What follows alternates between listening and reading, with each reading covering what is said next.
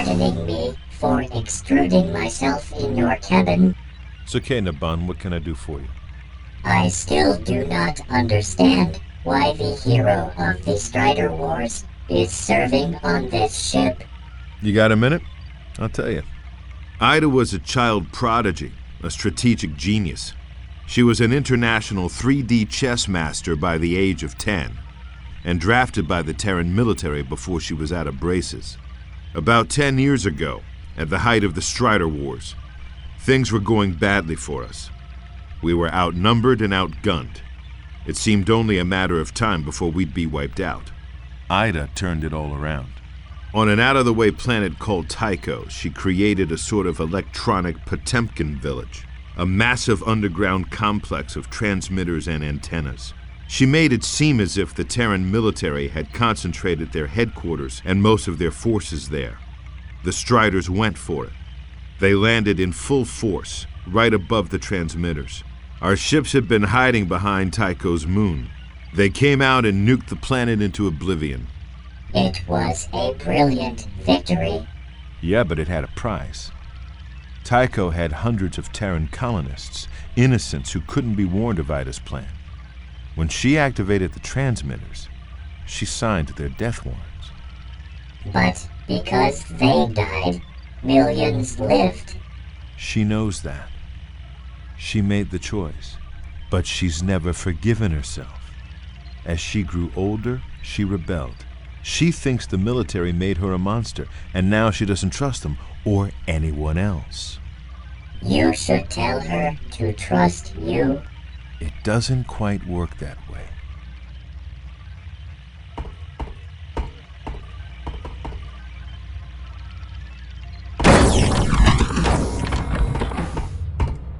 Get out of here, stupid animal!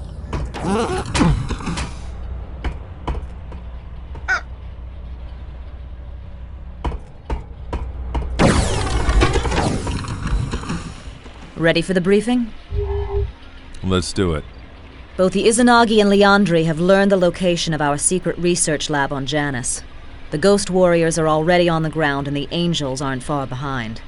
Our top expert on the artifacts works at the lab. His name is Dr. Meyer. He's got 2 artifacts down there and he's in charge of the entire facility. Polaris is a huge base set on top of a cliff.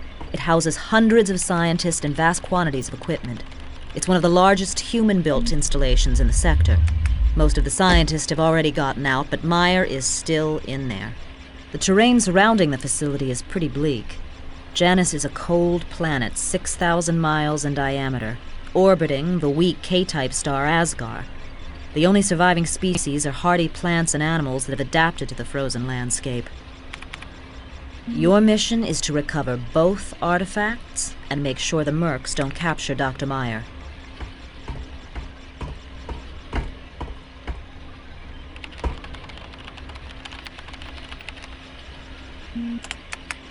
The landing pad is here. The main entrance isn't far away, but you have to go over a bridge to get there. The Izanagi are already holding the bridge, so it's sure to be heavily fortified. Watch out, especially for snipers and turrets. Good luck, John.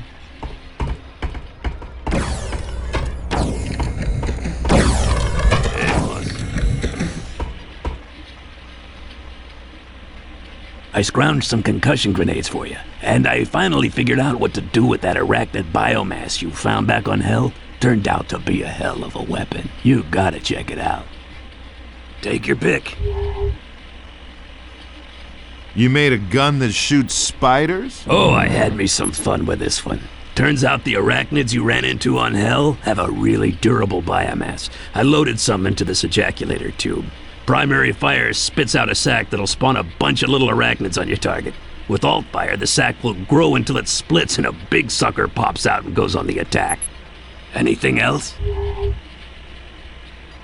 How powerful is the concussion grenade? It sends out a shockwave that'll knock most of your enemies flat on their ass. Pretty impressive blast radius, too. What'll it be? See you later.